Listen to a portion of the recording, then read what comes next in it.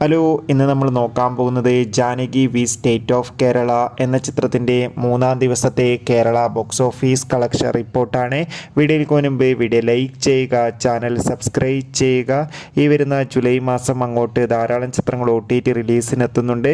നമ്മുടെ ചാനൽ ഭാഗം പരിശോധിച്ചാൽ ആ വീഡിയോയ്ക്ക് നിങ്ങൾക്ക് കാണാൻ വേണ്ടി സാധിക്കുന്നതായിരിക്കും.